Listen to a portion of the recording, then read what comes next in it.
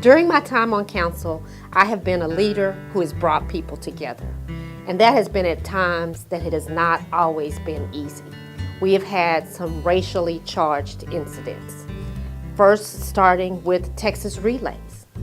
And I really had to dig deep and think about what our city was made of and make the outreach to the community to do a better job of welcoming our visitors from all over the nation. And we've done that, and we've improved that every year.